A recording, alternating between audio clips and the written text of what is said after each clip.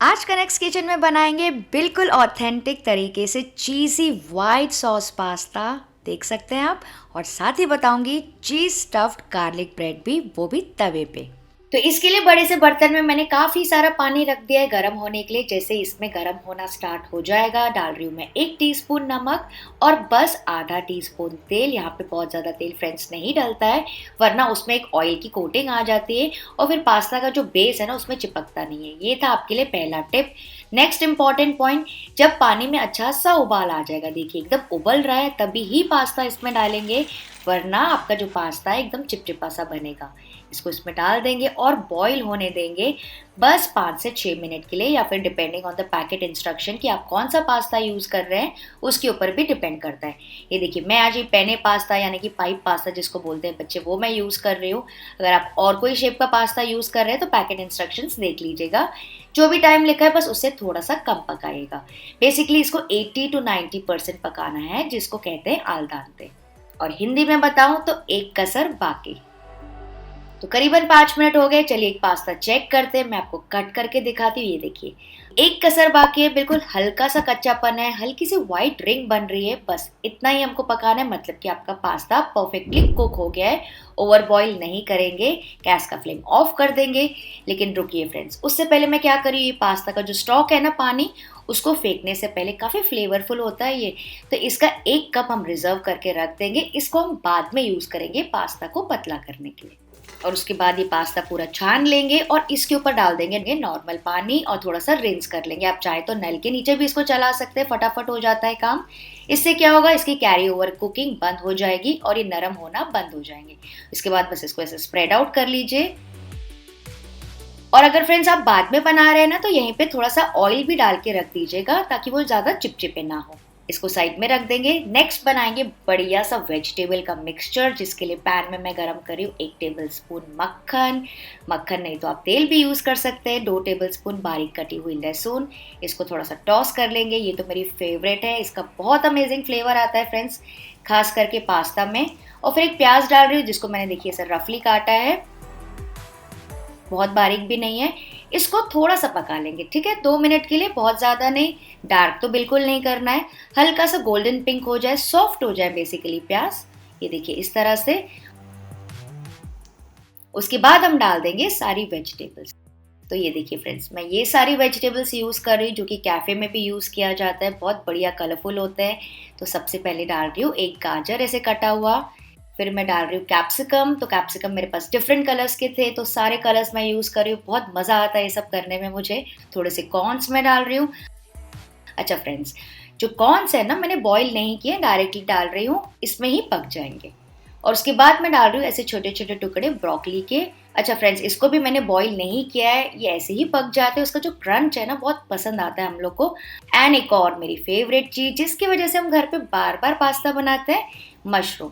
ये देखिए कुछ 8 से 10 मैंने मशरूम लिए थे, उसको ऐसे 2 टुकड़ों में काट लिया है। आपको ज़्यादा बड़े पसंद है तो बड़े भी डाल सकते हैं। और इन सारी वेजिटेबल्स को टॉस करेंगे बस 2 से 3 मिनट के लिए। तो हल्का हल्का ऐसे घुमाते जाइए। बेसिकली जो वेजिटेबल्स है ना फ्रेंड्स, कैफ़े में भी ऐसे ही सर्व किया जाता है, उसमें बहुत ज़्यादा सॉफ्टनेस नहीं होता है, थोड़ा सा क्रंच कायम होना चाहिए। आप चाहें तो यहीं पे बोनलेस चिकन पीसेस भी डाल सकते हैं अगर आप चिकन खाते हैं तो। ठीक है, तो ये देखिए सारे वेजिटेबल्स टॉस हो गए। थोड़ी सी नमक मैं डाल रही हूँ 1 टीस्पून, और आधा टीस्पून काली मिर्ची का पाउडर। इसको भी मिक्स कर लेंगे। ये देखिए बस हो गया फ्रेंड्स, बहुत ज़्यादा नहीं पकाएंगे।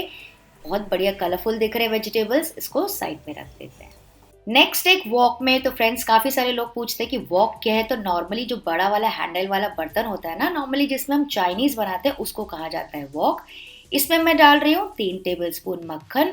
और जैसे मेल्ट होना स्टार्ट हो जाएगा, इसमें मैं डाल रही हूँ 3 टेबलस्पून ही मैदा। मैदा के बदले फ्रेंड्स कॉर्नफ्लावर आप नहीं यूज़ कर सकते, और क्या यूज़ कर सकते हैं वो मैं आपको आगे बताने वाली हूँ। इसको लोएस्ट फ्लेम पे, ठीक है, हाई पे बिल्कुल नहीं, लोएस्ट फ्लेम पे पकाते जाएंगे, लगातार भूनते जाएंगे। 3 से 4 मिनट बस आपको लगेंगे, जैसे कि इसका कच्चापन निकल जाए। आपको खुद देख के अंदाज़ा लग जाएगा कि इसका कच्चापन निकल रहा है कि नहीं। तो बस फ्रेंड्स, अब ये देखिए करीबन 4 मिनट हो गए, हल्की सी झाग आ रही है, हल्का सा येलो कलर हो गया है और मैदा पक गया है, पता चल रहा है क्योंकि हल्का सा हो गया ऊपर सतह पर, ऐसे फ्लफी जैसा लग रहा है। तो गैस का फ्लेम लो ही रखेंगे और अब यहाँ पे हम डाल देंगे दूध। तो टोटल दूध मैंने लिया है 2 कप। मैं आपको फिर से बता देती हूँ, ध्यान रखिएगा सारे मेजरमेंट्स का।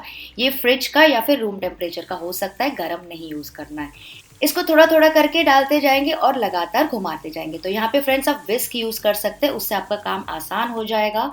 इसमें जो भी थोड़ी बहुत गांठें या लम्स होती है ना, वो टूट जाते। तो लगातार इसको घुमाते जाइए, विस्क करते जाइए और दूध ऐड करते जाइए। तो यहाँ पे आपको लगातार मिक्स करते जाना है ताकि आपको जो बेस सॉस है ना, क्रीमी सॉस एकदम स्मूथ बने। तो ये देखिए बस मैंने 3 मिनट पकाया। आप देख सकते हैं अब हल्के हल्के बबल्स आ रहे हैं सॉस में, बबली हो गया है, बॉईल हो रहा है। तो ये परफेक्ट कंसिस्टेंसी है। मैं आपको लैडल से दिखाती हूँ। ये देखिए जो स्पून है उसका बैक अच्छे से कोट कर रहा है। ये देखिए हाथ से दिखाती हूँ, परफेक्ट स्मूथ कोटिंग कंसिस्टेंसी का है इस वक्त। तो बस फ्रेंड्स, इसके बाद इसको बहुत ज़्यादा कुक मत कीजिएगा, वरना ये इतना गाढ़ा हो जाएगा कि इसके अंदर पास्ता कोट ही नहीं हो पाएगा और वो गट्ठे गट्ठे सा हो जाएगा। इस बारे में भी मुझे काफ़ी सारे कमेंट्स आए। तो यहाँ पे मैं डाल रही हूँ आधा टीस्पून नमक, क्योंकि हमने बटर डाला था उसमें भी काफ़ी नमक होता है, वेजिटेबल्स में भी हमने नमक डाला है। थोड़ी सी ब्लैक पेपर पाउडर, 1 टीस्पून में डाल रही हूँ मिक्स्ड हर्ब सीजनिंग, ना हो तो आप ओरिगैनो भी यूज़ कर सकते हैं, और 1 टीस्पून ही रेड चिली फ्लेक्स। और साथ ही ये देखिए मैं क्या डाल रही हूँ, बिल्कुल रेस्टोरेंट स्टाइल पास्ता बने, बिल्कुल जो फ्लेवर होता है ना परफेक्ट कैफे का, उसके लिए ये है नटमेग यानी कि जायफल।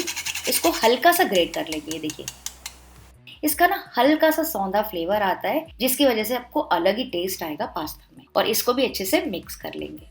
तो सारे फ्लेवर्स तो फ्रेंड्स हमने डाल दिए, तो बेसिक वाइट सॉस तो हमारी रेडी हो गई। लेकिन अभी भी ये अधूरी है। वो क्यों? वो इसलिए क्योंकि अभी हमने इसमें चीज़ नहीं डाला है, क्योंकि चीज़ी पास्ता बनाने जा रहे हैं। तो यहाँ पे मैं डाल रही हूँ 3 से 4 क्यूब्स चीज़ के, जो मैंने ग्रेट करके रखा था, और इसको भी मिक्स करेंगे। तो आप फ्रेंड्स पूछेंगे कि कौन सा चीज़ मैं यूज़ करी, इससे पहले मैं आपको बता देती हूँ। अमूल चीज़ क्यूब्स मैंने लिए थे 2 से 3, बस उसको मैंने ग्रेट कर लिया। इसके बदले आप कोई भी process cheese, regular mozzarella cheese, cheese slice पड़े होते हैं, कभी पुराना चीज़ स्प्रेड पड़ा होता है जो हम नहीं यूज़ कर रहे हैं, वो भी डाल सकते हैं। बेसिकली हमको चीज़ी बनाना है इसको। और साथ ही फिर से मैं ऑथेंटिक कैफे स्टाइल फ्लेवर के लिए डाल रही हूँ यहाँ पे 3 टेबलस्पून फ्रेश क्रीम, और इसको भी डाल के मिक्स करेंगे। फ्रेश क्रीम ना हो तो फ्रेंड्स आप इसको कम्प्लीटली स्किप भी कर सकते हैं, या फिर उसके बदले आप क्या कर सकते हैं, 1 चीज़ क्यूब एक्स्ट्रा डाल दीजिएगा, ठीक है। तो ये चीज़ी सॉस हमारी रेडी हो गई, बहुत ज़्यादा फ्लेवरफुल दिख रही है। मैंने टेस्ट करके देखा है, अगर आपको ऐसा लगे कि नमक या सीजनिंग कम है ना फ्रेंड्स, तो यहीं पे एडजस्ट कर लीजिएगा। अब हम डाल देंगे वेजिटेबल्स जो हमने टॉस करके रखी थी, और पहले से बॉईल किया हुआ पास्ता भी डाल देंगे, और इसको जेंटली टॉस करेंगे। जेंटली मतलब आराम से टॉस करेंगे, जैसे कि पास्ता टूटे फूटे नहीं, और सारे पास्ता, जैसे मैं बोलती हूँ और आप सब कमेंट करके बोलते हैं, अच्छे से लटपट जाए सॉस के साथ और बढ़िया सी कोटिंग आ जाए। तो फ्रेंड्स जब मैं मिक्स कर रही हूँ ना, आप देख सकते हैं कि थोड़ा सा गाढ़ापन लग रहा है, ठीक है। तो यहाँ पे जो अपने पास्ता का स्टॉक रिजर्व करके रखा था ना, वो डाल देंगे, और इसको भी मिक्स करके पकाएंगे 1 से 2 और मिनट के लिए। तो उतनी देर में क्या होगा, पास्ता भी पूरी तरीके से पक जाएगा। आप देख सकते हैं फ्रेंड्स कितनी बढ़िया कोटिंग कंसिस्टेंसी का पास्ता बना है। हर एक पास्ता पका हुआ है, कोटेड है चीज़ी व्हाइट सॉस के साथ, ओवर कुक बिल्कुल नहीं है और ड्राई तो बिल्कुल भी नहीं है। तो इसको एकदम गर्मा गर्म आप सर्व कर सकते हैं। मस्ट ट्राई रेसिपी है फ्रेंड्स, स्पेशली अगर आप पास्ता और चीज़ लवर है तो, और ऊपर से अगर आपको चाहिए तो और सीजनिंग वगैरह डाल सकते हैं। और ये है perfect authentic cafe style pasta, जिसमें ना तो बहुत ज़्यादा सॉस हो, ना तो बहुत ज़्यादा कम हो, बस इतना कि पास्ता को कोट करे। और ये टिप मुझे किसी शेफ ने बताया था। चलिए अब बना लेते हैं चीज़ी गार्लिक ब्रेड भी। तो इसके लिए यहाँ पे मैंने लिया है 7 से 8 लहसुन की कलियाँ, इसको हम ग्रेट कर लेंगे। तो मैं यहाँ पे एकदम जो बारीक वाला आता है ना ग्रेटर, उससे ग्रेट करी, बहुत अच्छा होता है इससे। आप चाहें तो इसको एकदम बारीक भी चॉप कर सकते हैं, या फिर आप जो फूड प्रोसेसर आता है ना रस्सी वाला, उसमें भी चॉप कर सकते हैं। लेकिन मुझे पर्सनली एकदम ही बारीक ग्रेटर ही पसंद है, क्योंकि इससे क्या होता है ना, वो बटर में अच्छे से समा जाता है और फिर स्प्रेड करने में आसानी होती है। तो ये सारी मैंने ग्रेट कर ली है। इस पे अब हम डाल देंगे बटर। तो यहाँ पे मैं करीबन 100 ग्राम बटर यूज़ कर रही हूँ, आप चाहें तो कम क्वांटिटी में भी बना सकते हैं। अच्छा, बटर फ्रेंड्स आपका इम्पॉर्टेंट है। जो रूम टेम्परेचर पे है ना बटर वैसा ही होना चाहिए, मेल्टेड या फिर एकदम हार्ड नहीं होना चाहिए, बिल्कुल उसी तरह से जैसे कि मैं यूज़ कर रही हूँ। ठीक है, इसके ऊपर हम डाल देंगे थोड़ी सी फ्रेश धनिया, आधा टीस्पून मिक्स्ड हर्ब सीजनिंग या फिर ओरिगैनो जो भी आपके पास अवेलेबल हो, आधा टीस्पून मैं डाल रही हूँ रेड चिली फ्लेक्स और इन सारी चीज़ों को मिक्स कर लेंगे। ये देखो मिक्स करने में आपको पता चल रहा होगा कि बटर एकदम रूम टेम्परेचर पे है, तो अच्छे से इसको मिलाते जाएंगे जैसे कि सारी चीज़ें आपस में अच्छे से मिलजुल जाए। तो ये देखिए फ्रेंड्स, जो मार्केट में गार्लिक बटर मिलता है ना हर्ब्स वाला, बस वही है होम मेड हर्ब्स वाला गार्लिक बटर आपका रेडी हो गया। आप चाहें तो इसको कोई भी डब्बे में स्टोर करके 1 महीने तक के आप यूज़ कर सकते हैं फ्रिज में रख के। तो ये हमारा गार्लिक बटर रेडी हो गया। अच्छा, यहाँ पे मैंने नमक नहीं डाला है क्योंकि हमने सॉल्टेड मक्खन यूज़ किया है, तो इसको साइड में रख देंगे। नेक्स्ट यहाँ पे मैंने लिए 4 ब्रेड स्लाइसेस। तो हर एक गार्लिक ब्रेड हम बनाएंगे 2 ब्रेड स्लाइसेस से। ठीक है, तो इन सारे के ऊपर सबसे पहले हम एक बढ़िया सा गार्लिक बटर स्प्रेड कर लेंगे। ये देखिए सब में मैंने अच्छे से स्प्रेड कर लिया है। अब इस वाली स्लाइस में मैं रखूंगी चीज़। तो यहाँ पे मैं यूज़ कर रही हूँ मिक्सचर ऑफ मोज़रेला चीज़ और थोड़ी सी रेगुलर चीज़ भी डाली। आप चाहें तो पिज़्ज़ा चीज़ यूज़ कर सकते हैं। तो अच्छे से इसको ऐसा टॉप अप कर लीजिए चीज़ के साथ, जितना कम या ज़्यादा चीज़ यूज़ करना है। अच्छा फ्रेंड्स, यहाँ पे आप कोई भी चीज़ यूज़ कर सकते हैं जो भी आपकी फेवरेट हो। ग्रेटेड चीज़ यूज़ कर लीजिए, मोज़रेला चीज़ यूज़ कर लीजिए सिर्फ, या फिर कुछ ना हो तो चीज़ स्लाइस भी आप यहाँ पे रख सकते हैं। अच्छा, क्योंकि मोज़रेला चीज़ थोड़ी फीकी होती है तो इसके ऊपर मैं डाल रही हूँ थोड़े से और हर्ब्स, थोड़ा सा ओरिगैनो दोनों में, और थोड़ा सा रेड चिली फ्लेक्स। इसको कवर कर लेंगे और हल्का सा दबा लेंगे ताकि वो इंटैक्ट रहे, थोड़ा सा आपस में चिपका रहे। अच्छा, अभी जो टॉप पार्ट है इसमें हम फिर से लगा देंगे बढ़िया सा गार्लिक स्प्रेड। तो अच्छे से अप्लाई कर दीजिए और तवा मैंने पहले से गर्म करने के लिए रख दिया है मीडियम हाई फ्लेम पे। तो इसको उठा के जिस साइड फ्रेंड्स हमने बटर लगाया ना उसको तुरंत से डाल देंगे इस गरम तवे के ऊपर। और तवा इस वक्त मीडियम हाई पे गरम ही है, पर इस वक्त हम इसको कर देंगे लो। और इस तरफ भी बढ़िया सा गार्लिक बटर स्प्रेड कर लेंगे। अच्छे से लगा लीजिए फ्रेंड्स ताकि वो बढ़िया सी क्रिस्पी गार्लिक ब्रेड बने आपकी। अच्छे से लगा दिया। अब इसको क्या हम करेंगे, लो फ्लेम पे इसको ढक के टोस्ट करेंगे, यानी कि इसको अच्छे से पकने देंगे। तो इतनी देर में क्या होगा, आपकी ब्रेड नीचे से सिक जाएगी, थोड़ी सी क्रिस्पी करारी हो जाएगी, and at the same time जो चीज़ आपने अंदर डाली है ना वो बढ़िया तरीके से मेल्ट हो जाएगी। तो इसको ऐसे ही छोड़ देंगे, क्योंकि कभी कभी क्या होता है ना, चीज़ हम डायरेक्टली फ्रिज से यूज़ करते हैं तो उसको मेल्ट होने में थोड़ा सा समय लग जाता है। लिड हटा के चेक करते हैं, इसको थोड़ा सा फ्लिप करेंगे। ये देखिए कितना क्रिस्पी करारा लग रहा है, कितना प्यारा सा कलर आया है। फ्रेंड्स, ये वाली जो रेसिपी है ना आपको ज़रूर ट्राई करनी चाहिए। इसको बनाने में सिर्फ और सिर्फ 10 मिनट लगते हैं। डोमिनोज, पिज़्ज़ा हट, मैकडोनल्ड्स, इन सबसे अच्छी गार्लिक ब्रेड आप घर पे बना सकते हैं, बस इतने आसान तरीके से। तो इसको कुक करते जाएंगे, प्रेस करते जाएंगे ताकि दूसरी तरफ से भी एकदम क्रिस्पी करारी हो जाए। अच्छा, पता कैसे चले कि चीज़ मेल्ट हुई है कि नहीं, देखिए साइड से मैं आपको दिखाती हूँ। चीज़ मेल्ट होना स्टार्ट हो गई। मैं आपको थोड़ा सा ओपन करके भी दिखाती हूँ।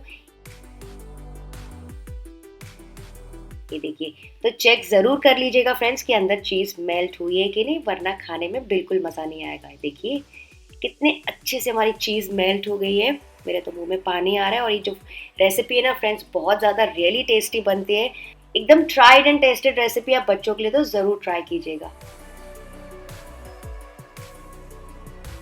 तो दोनों तरफ से आप फ्लिप करके आप जितना क्रिस्पी आपको बनाना है उसके हिसाब से आप सेक सकते हैं। एंड फ्रेंड्स, आपको बिलीव नहीं होगा, ये आपने घर पे बनाइए। तो ये देखिए बढ़िया सी गार्लिक ब्रेड रेडी हो गई। इसको निकाल देंगे और बस इसको 1 मिनट के लिए ऐसे ही छोड़ देंगे काटने से पहले। अब मैं आपको काट के दिखाती हूँ।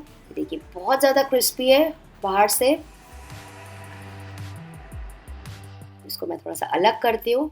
देखिए चीज़ कितने बढ़िया तरीके से बाहर निकल रही है। और अब मैं आपको एक गार्लिक ब्रेड स्टिक तोड़ के भी दिखाती हूँ।